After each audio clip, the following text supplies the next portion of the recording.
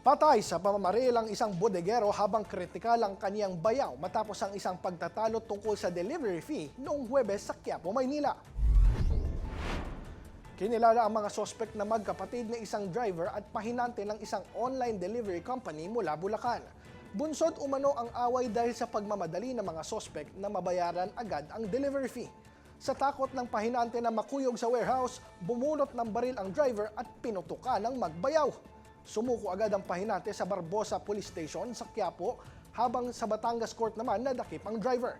Inihahanda na ang mga kasong murder, frustrated murder at illegal possession of firearms sa mga sospek.